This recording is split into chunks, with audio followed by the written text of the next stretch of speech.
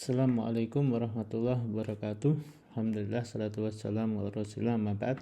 Kita akan bicara tentang media realia. Media realia itu adalah media nyata.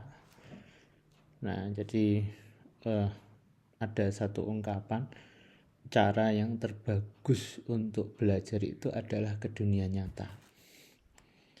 Meskipun nanti ada yang lebih bagus, itu adalah dengan cara mengajarkan. Jadi kalau kita bisa mengajarkan seril mungkin, itu berarti kita makin bagus. Ini hanya upaya, salah satu upaya mengajar dengan sadar. Jadi kesadaran dalam mengajar itu penting, tetapi mengajar dengan sadar lebih penting.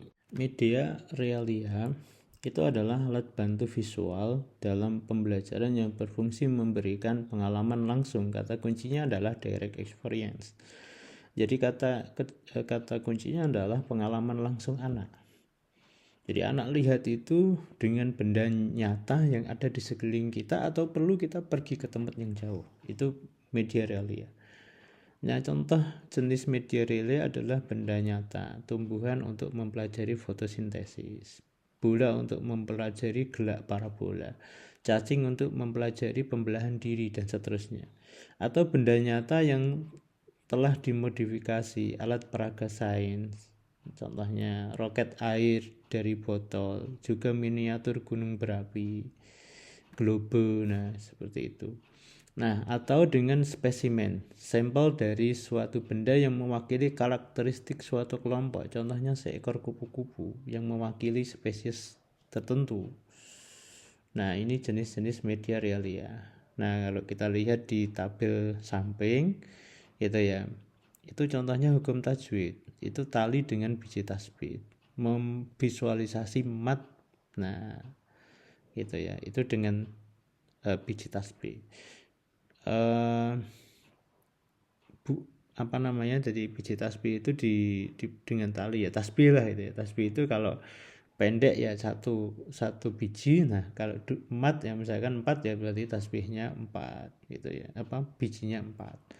Kosakata Arab misalkan buah, benda fisik. Misalkan kalau kita bicara tentang apel, tufah gitu ya, maka kita bisa cari apel itu sendiri. Itu jenis realia.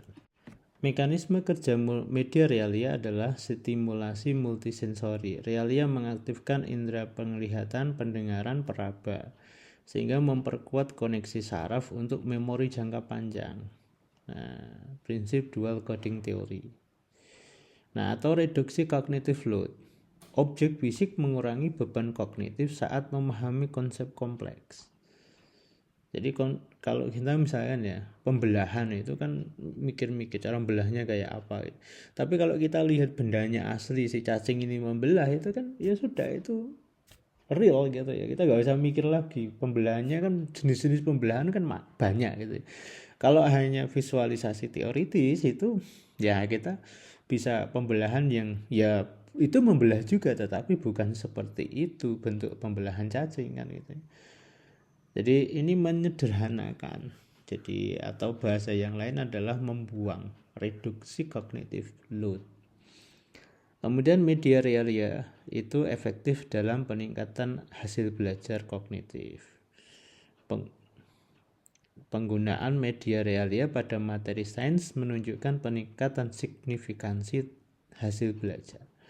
Artinya kalau mau jadi saintis ya paling bagus adalah eksperimen. Semakin kita melakukan percobaan, nah itu semakin bagus. Bukan semakin membaca, bukan semakin memvisualisasi teoritis, bukan, tetapi eksperimen. Tetapi biaya eksperimen ya mahal kan gitu ya. Ya itu sudah otomatis.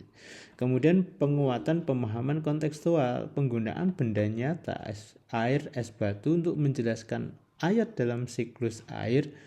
Nah, contohnya itu ya, itu lebih memberikan pemahaman kontekstual. Model makhraj lidah 3D atau 3 dimensi dari tanah liat itu lebih mudah kita pahami daripada sekedar kita hanya ngomong gitu ya. Jadi kalau sekedar ngomong ya beda, kita nggak punya visualisasi, nggak punya gambaran, karena hanya teks saja yang kita terima gitu ya. Tapi kalau ada 3D, baik itu bentuk digital atau itu bentuk real, itu lebih mudah kita menangkapnya. Kelebihan media realia adalah efisiensi waktu. Persiapan hanya membutuhkan 15-20 menit. Ya, kalau ada di sekitar kita gitu ya. Kemudian peningkatan minat belajar. Kasus di TK Al-Azhar Kairo, Palembang konon membuktikan penurunan kejenuhan. Jadi kalau kita cuma denger aja ya jenuh.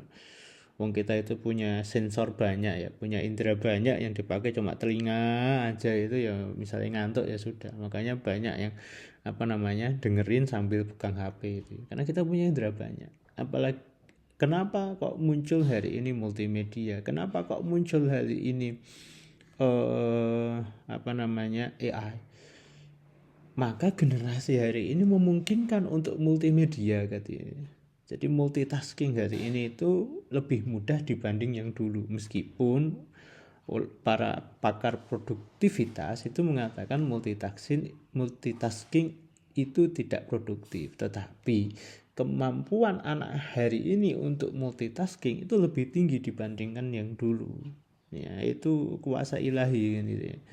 Yang ketiga adalah kesesuaian dengan prinsip pendidikan Islam. Nah, nanti dipelajari lebih dalam ayatnya ini. Bentuk media realia adalah realia dalam Islam ya, itu ya. Contoh realia fungsional ibadah, sajadah, mushaf, sujud, rukuk gitu ya. Kemudian realia sejarah dan budaya Islam, replika Gua Hira atau mungkin datang langsung ke Gua Hira itu ya. Realia visual konseptual, miniatur neraca amal, jadi itu dibuat miniaturnya. Nah itu ya, seperti dibuatnya miniatur Ka'bah. Nah kira-kira seperti itu. Kemudian realitas sosial lingkungan, pengamatan tumbuhan untuk menjelaskan surat An-Nahl yang 11.